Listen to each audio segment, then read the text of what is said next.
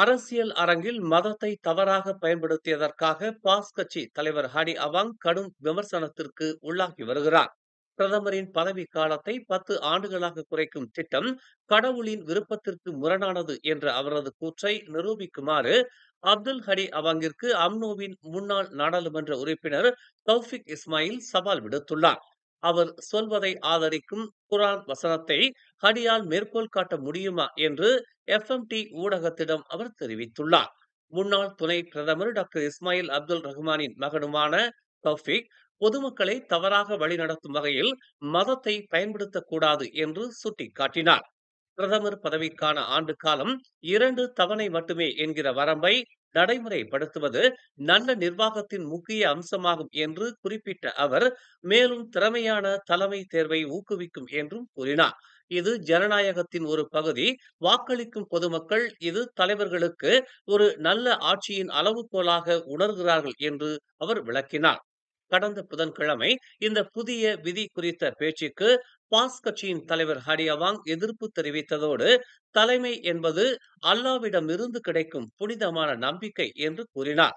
முஸ்லிம்கள் தங்களை முஸ்லிம் அல்லாதவர்களால் செல்வாக்கு செலுத்த அனுமதிக்கும் போது தீர்க்கதரிசிகள் நிறுவிய பாதையில் இருந்து விலகுவதற்கு சமம் என்று மாராங் எம்பியுமான அவர் எச்சரித்தார்.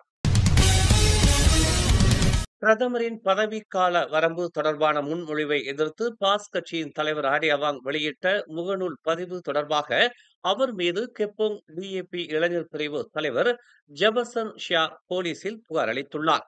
நேற்று கெப்போங் காவல் நிலையத்தில் அறிக்கையை தாக்கல் செய்த பிறகு ஹாடியின் அறிக்கை தேச துரோகமானது என்றும், குறிப்பாக இஸ்லாம் டிஏபியால் வெளிப்படையாக எதிர்க்கப்படுகிறது என்ற மாராங் எம்பியின் கூற்று தவறானது என்றும் அவர் கூறினார். இது இன மற்றும் மத பதற்றங்களை தூண்டக்கூடிய ஒரு ஆபத்தான குற்றச்சாட்டு என்று ஷியா ஒரு அறிக்கையில் தெரிவித்தார். ஹாடியின் இக்கூற்று தொடர்பாக காவல்துறை நடவடிக்கை எடுக்கவில்லை என்றால் அது அரசியல்வாதிகள் தங்கள் தனிப்பட்ட நலன்களுக்காகவும் மிகவும் தீவிரமான, வெறுக்கத்தக்க மற்றும் தேச துரோக அறிக்கைகளை வெளியிட ஊக்குவிக்கும் என்றும் அவர் சுட்டிக்காட்டினார். ஹாடி நீதிமன்றத்திற்கு கொண்டு வரப்பட வேண்டும் என்றும், மேலும் அவரது அறிக்கைக்கு பொறுப்பேற்க வேண்டும் என்றும் அவர் வலியுறுத்தினார். கடந்த ஞாயிற்றுக்கிழமை நடைபெற்ற டிஏபி கட்சியின் தேசிய மாநாட்டில் கட்சியின் பொதுச் செயலாளர் அந்தோனி லோக் பிரதமர் பதவிக்கு 2 தவணை மட்டுமே பதவிக்காலம் என்கிற வரம்பை உள்ளடக்கும் வகையில் கூட்டரசு அரசியலமைப்பை அரசாங்கம் திருத்த வேண்டும் என்று டிஏபி விரும்புவதாக தெரிவித்தார். பிரதமர் டதஸ்ரீ அன்வார் இப்ராஹிமும் இந்த முன்மொழிவுக்கு ஆதரவை தெரிவித்தார். ஆனால் அரசியல் கட்சிகளிடையே ஒருமித்த கருத்து தேவை என்றும் அவர் வலியுறுத்தினார். இதனை அடுத்து இந்த முன்மொழிவு கடவுளின் விருப்பத்திற்கு எதிரானது என்று கூறி ஹாடி டிஏபியின் அழைப்பை நிராகரித்தார். இஸ்லாமிய கொள்கைகள் நாட்டின் தலைமையை வழிநடத்த வேண்டும் என்றும், தலைமை என்பது கடவுளிடமிருந்து வந்த புனிதமான நம்பிக்கை என்றும் அவர் கூறினார். மலாக்கா லோரோங் பண்டார் ஹிலிர் 3 உள்ள 2 மாடி வீட்டில் இன்று அதிகாலை ஏற்பட்ட தீ விபத்தில் ஒருவர் பலியானார். 5 பேர் காயமடைந்தனர். அதிகாலை 3:58 மணிக்கு வந்த பேரிடர் அழைப்பை தொடர்ந்து மலாக்கா, தெங்கா மற்றும் பாடாங் தெமு தீயணைப்பு மற்றும் மீட்பு நிலையங்களைச் சேர்ந்த 20 பணியாளர்கள் அனுப்பப்பட்டதாக மலாக்கா மூத்த தீயணைப்பு அதிகாரி சுகைமி அடான் தெரிவித்தார்.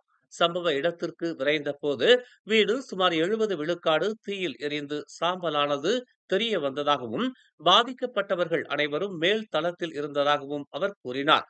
ஒருவர் வீட்டை விட்டு வெளியேறிய நிலையில் மேலும் 4 பேர் மீட்கப்பட்டனர்.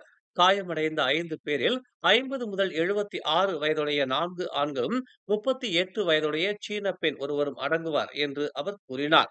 இந்த தீ விபத்தில் 3 வாகனங்களும் தீயில் எரிந்து நாசமாகின. தீயணைப்பு நடவடிக்கை காலை 6:27 மணிக்கு முடிவடைந்தது. காயமடைந்தவர்கள் சிகிச்சைக்காக மலாக்கா மருத்துவமனைக்கு அனுப்பப்பட்டதாக அவர் தெரிவித்தார்.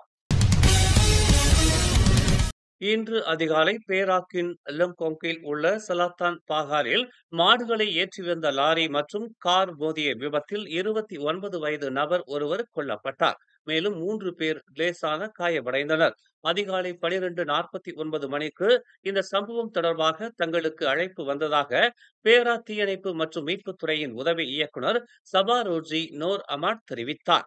இந்த விபத்தில் 30 வயதுடைய ஒரு பெண் மற்றும் ஒரு ஆண் 2 வயது சிறுவன் ஆகியோர் லேசான காயங்களுக்கு ஆளானார்கள்.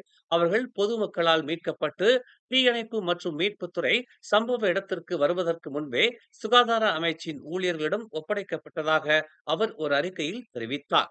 இருப்பினும் பாதிக்கப்பட்ட 29 வயது நபர் காரின் முன் இருக்கையில் சிக்கிக் கொண்டதாக அவர் கூறினார். சம்பவ இடத்திலேயே அவர் இறந்து விட்டதாக சுகாதார அமைச்சினால் அறிவிக்கப்பட்டு மேல் நடவடிக்கைக்காக காவல்துறையிடம் ஒப்படைக்கப்பட்டதாக சபா ரோஜி தெரிவித்தார்.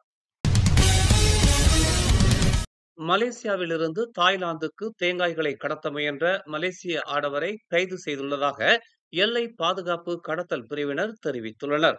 நேற்று பிற்பகல் 1:30 மணிக்கு சந்தேகத்திற்குரிய ட்ரெய்லர் லாரியை சோதனையிடும் போது முறையான ஆவணங்கள் இன்றி தேங்காய்களை தாய்லாந்துக்கு கடத்த முயன்ற 38 வயது லாரி ஓட்டுநர் கைது செய்யப்பட்டார்.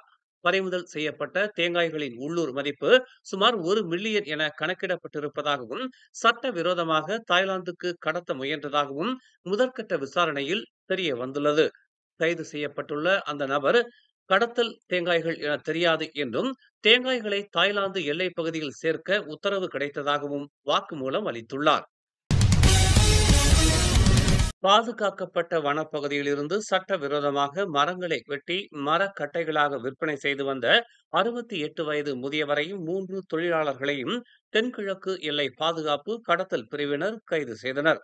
திரங்கானுவில் உள்ள பெசூட் காட்டுப்பகுதியில் மரங்களை வெட்டும் எந்திரங்களுடன் தொழிற்சாலையை அமைத்து சட்டவிரோதமாக மரங்களை விற்று வந்ததற்காக அவர்கள் கைது செய்யப்பட்டனர். மேலும் செய்திகளை தெரிந்து கொள்ள தமிழ் மலர் நாளிதழை பாருங்கள். எங்களோடு இணைந்திருக்க மலர் டிவியை பதிவு செய்து கொள்ளுங்கள். உறவுகள் மகிழ்ந்திட விருப்பம் மற்றும் பகிர்வு சேவையை சொடுக்கிடுங்கள்.